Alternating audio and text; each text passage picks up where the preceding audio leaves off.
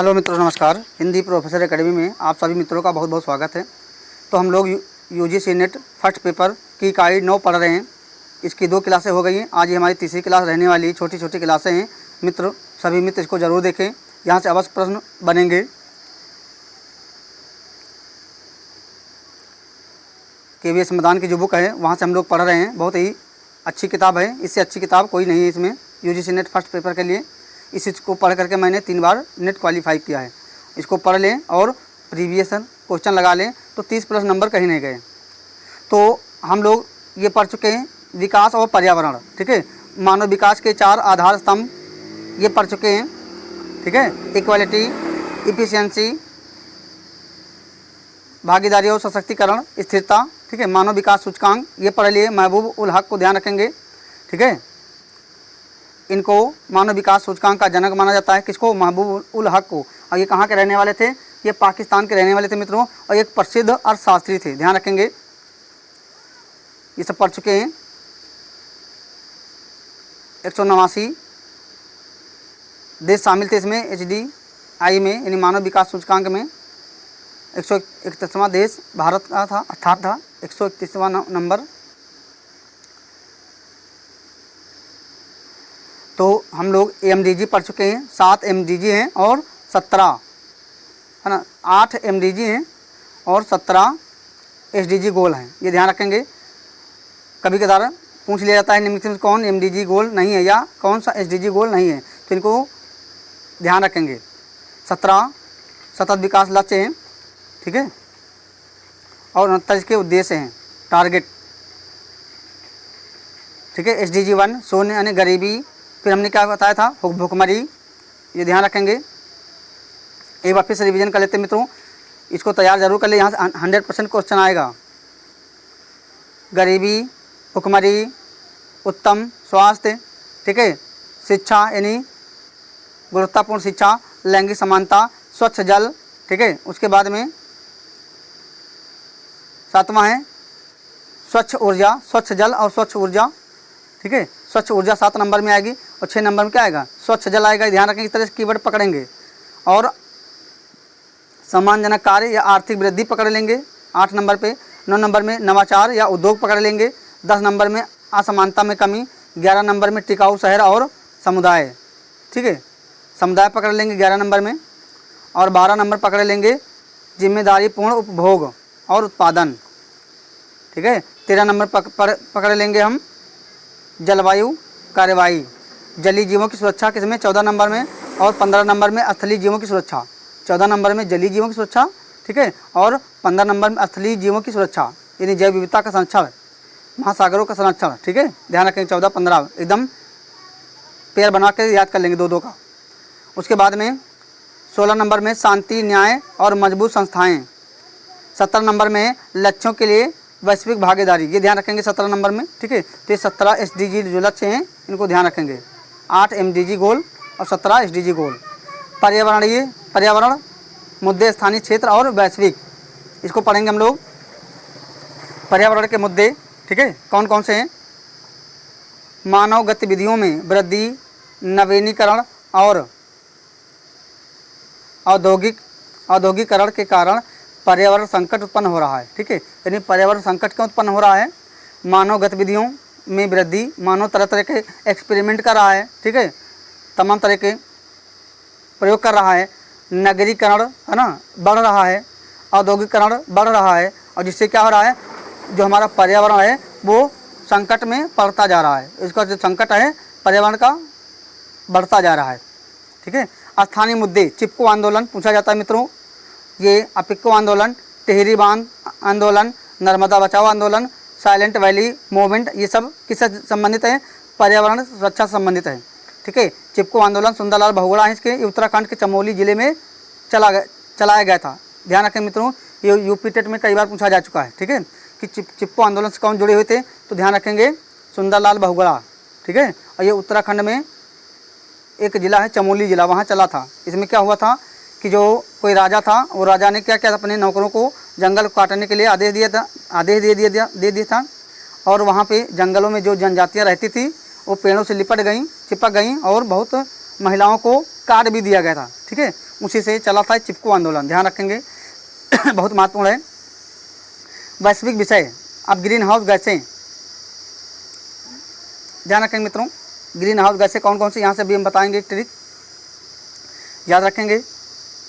Global warming, green house प्रभाव, ठीक है, सॉरी हाँ ठीक है, ये वैश्विक विषय हैं कौन कौन से, ग्रीन हाउस प्रभाव या ग्लोबल वार्मिंग एक ही चीज़ है। जैव विविधता का नुकसान, मरुस्थलीकरण, ओजोन परत का क्षरण, अम्लीय वर्षा, ठीक है, एसिड रेन, तेल रिसाव। अब तेल रिसाव वाला हमने जैसे बताया था वो methyl isocyanide MCI, methyl isocyanide MIC, ठीक है, इसका जो रिसाव हुआ था गैस का, तो इसमें बहुत सारे लोगों की मृत्यु हो गई थी। तो ये पर्यावरण में बहुत चर्चित है। अभी GST का पेपर हुआ है 14 तारीख को, उसमें पूछा जा चुका है। ठीक है, तो ग्लोबल वार्मिंग, ग्रीन हाउस प्रभाव होता है क्या मित्रों कि जो सूर्य से आने वाली जो पराबैंगनी किरणें हैं वो पृथ्वी तक आ तो जाती हैं, लेकिन पृथ्वी से वापस फिर पूरी की पूरी मात्रा में वापस नहीं जा पाती। किसके कारण, ग्रीन हाउस जो गैसें हैं उसके कारण। ठीक है, और जिससे क्या होता है, जो पृथ्वी का जो तापमान है वो दिन प्रतिदिन यानी लगातार बढ़ता जा रहा है। ठीक है, इससे बहुत ज़्यादा संभावनाएं हैं बाढ़ आने की, सूखा पड़ने की। ठीक है, ये सब संभावनाएं हैं। तो यहाँ पे हम बात कर लेते हैं ग्रीन हाउस गैसें कौन कौन सी होती है मित्रों। यहाँ पे एक लाइन बता रहे हैं, ध्यान रखेंगे। ओ मीना, ओ मीना, काजल मत लगाना, काजल, काजल, ये काजल मित्रों,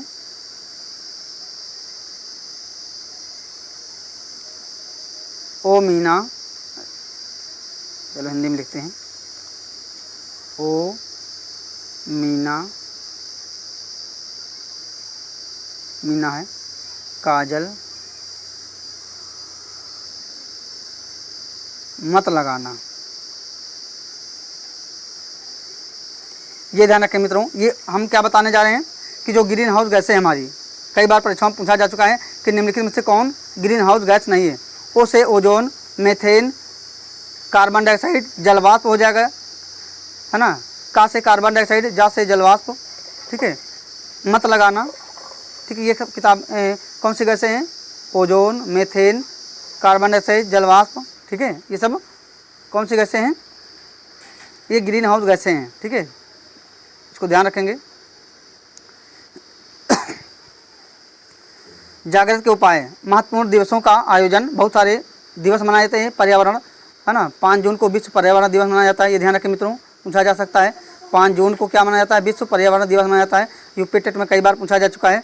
और 16 सितंबर को ओजोन दिवस मनाया जाता है, ध्यान रखेंगे, दोनों डेट ध्यान रखेंगे। 22 मार्च को जल दिवस मनाया जाता है, ये सारे पॉइंट ध्यान रखेंगे। अब हमारा अगला पॉइंट है प्रदूषण, पॉल्यूशन एवं वायु प्रदूषण। ठीक है, तो यहाँ प्रदूषण पढ़ेंगे और उसके कौन कौन से भेद हैं पढ़ेंगे। पर्यावरण के किसी भी घटक में होने वाला वांछनीय परिवर्तन जिसमें जीवन जीव जगत पर प्रतिकूल प्रभाव पड़ता है, प्रदूषण कहलाता है, ये ध्यान रखेंगे। प्रदूषण क्या होता है मित्रों कि जो पर्यावरण के किसी भी घटक में होने वाला जो अवांछनीय परिवर्तन होता है जिसमें जीव जगत पर क्या होता है, प्रतिकूल प्रभाव पड़ता है, ध्यान रखेंगे। प्रतिकूल प्रभाव पड़ता है वो क्या कहलाता है, प्रदूषण कहलाता है। पर्यावरण घटकों के आधार पर इसे वायु, ध्वनि, जल, मृदा तथा परमाणु प्रदूषण में बांट सकते हैं, यानी जल प्रदूषण, मृदा प्रदूषण, वायु प्रदूषण, ध्वनि प्रदूषण और रेडियोधर्मी प्रदूषण। ठीक है, ध्यान रखेंगे। वायु प्रदूषण के प्रमुख घटक अलग अलग अब देख लेते हैं। वायु प्रदूषण के प्रमुख घटक कौन कौन से हैं, अब यहाँ से प्रश्न पूछे जा चुके हैं मित्रों। धुआं, धुआं आएगा किसमें, वायु प्रदूषण में। घरेलू ईंधन के जलने से, कारखाने से निकलने वाला धुआं, वाहनों से निकलने वाला धुआं, ये ठीक है, तो ये सब धुआं किस आएगा। और धुएं में कौन सी गैस होती है, CO, कार्बन मोनोऑक्साइड। ठीक है, बहुत घरेलू गैस होती है। स्वचालित वाहन, चलते हुए वाहनों से निकलने वाला जो प्रदूषक होता है वो। औद्योगिकरण, चिमनियों से निकलने वाले जो भारी कण होते हैं, इसमें पारा, जिंक, सीसा, आर्सेनिक। ठीक है, बिली बेबी सिंड्रोम। ठीक है, ये सब यहाँ से प्रश्न पूछे जाएंगे। पारे की अधिकता से कौन सा रोग जाता है, ठीक है, बिली बेबी सिंड्रोम है। और मिनीमाटा रोग है, ये सब ध्यान पूछे जाते हैं। कृषि से क्षेत्र में रासायनिक उर्वरक है ना, जो हम रासायनिक खेतों में जो खाद डालते हैं उससे भी क्या होता है, प्रदूषण फैलता है। कीटनाशकों का अत्यधिक उपयोग, जो कीटनाशक दवाएं हम लोग मशीन से छिड़कते हैं और वायु के माध्यम से वो उड़ करके वायु मिल जाती है और उसको बाद में हम क्या करते हैं, जीव जंतु या जब श्वसन करते हैं उस गैस को, उस ऑक्सीजन को ग्रहण करते हैं, उससे क्या होता है, उनका जो स्वास्थ्य है वो प्रभावित होता है। तो कृषि क्षेत्र में खरपतवार है ना, 2,4-D जैसे जो दवाएं डाली जाती हैं, पराग कणों का वायुमंडल में बिखरना, इन दमा के कारण ये चीज़ें हो जाती हैं खरपतवार से संबंधित। अब एक तालिका है मित्रों, वायुमंडल में जो गैसें हैं उनका परसेंटेज कभी कभी पूछ लिया जाता है कि वायुमंडल में कौन सी गैस सबसे अधिक मात्रा में पाई जाती है, तो नाइट्रोजन 78.08%। मित्रों ध्यान रखेंगे 78.08% वायुमंडल में नाइट्रोजन पाई जाती है। ऑक्सीजन कितना है, 20.95%, लगभग 21%, ध्यान रखेंगे। जल 0 से 4%, आर्गन 0.93%, कार्बन डाइऑक्साइड 0.039%, ठीक है, ध्यान रखेंगे। उसके बाद में नियान 0.0018%, हीलियम 0.0005%, ठीक है, नियान को ध्यान रखें 0.0018%। और उसके बाद नाइट्रस ऑक्साइड 0.00003%, ठीक है। ओजोन O3 0.00012 3 4 5 बार, ठीक है, 5 बार जीरो लगाएंगे, ओजोन परसेंट है, इसका ध्यान रखेंगे। तो हमने क्या देख लिया, ये टेबल देख लिया मित्रों, बहुत महत्वपूर्ण है, रहने वाली है, ठीक है। ये क्या है, वायुमंडल में जो गैसें हैं कितना, और हरित गैसें, हरित गैस अभी हमने बता दिया है, या ग्रीन हाउस गैस वही ओ मीना, कल काजल मत लगाना, इसको ध्यान रखेंगे, ठीक है, इसे याद रखेंगे। उसके बाद में प्राथमिक एवं द्वितीयक प्रदूषक तथा स्मॉग, ठीक है। प्राथमिक प्रदूषक मित्रों ने पूछा जा चुका परीक्षाओं में प्रश्न कि कौन कौन से निम्नलिखित से कौन प्राथमिक प्रदूषक है या नहीं है। तो जो सीधे स्रोत से वायुमंडल में प्रवेश करते हैं, यथा जैसे कणिका तत्व है, ठीक है, कार्बन के ऑक्साइड, हाइड्रोजन का है ना, hydrocarbon, sulphur oxide, nitrogen oxide और सीसा लेड, ये क्या है, ये मित्रों ये प्राथमिक प्रदूषक, ध्यान रखेंगे, ये उदाहरण जरूर ध्यान रखेंगे, ठीक है। कार्बन डाइऑक्साइड, हाइड्रोजन सल्फाइड और नाइट्रोजन ऑक्साइड और सीसा लेड, ये सब क्या है, ये प्राथमिक प्रदूषक हैं, ठीक है, डायरेक्ट प्रभावित करते हैं। द्वितीयक प्रदूषक जो प्राथमिक प्रदूषकों की आपसी रासायनिक अभिक्रियाओं के फलस्वरूप वायुमंडल में बनते हैं, इनके द्वारा जो प्रदूषक बनते हैं उनको क्या कहते हैं, द्वितीयक प्रदूषक। जैसे सल्फेट, नाइट्रेट, पैन, ये ध्यान रखेंगे मित्रों, पैन कई बार पूछा जा चुका है। बहु तली ओजोन, ठीक है, ये सब ध्यान रखेंगे, ये द्वितीयक प्रदूषक हैं। CFC हो जाएगा हमारा। स्मॉग, ठीक है, स्मॉग कई बार पूछा गया, लंदन स्मॉग क्या है, यह शीत ऋतु में जो कोहरा होता है उसको कहते हैं। यह शीत ऋतु में कोयले के जलने से उत्पन्न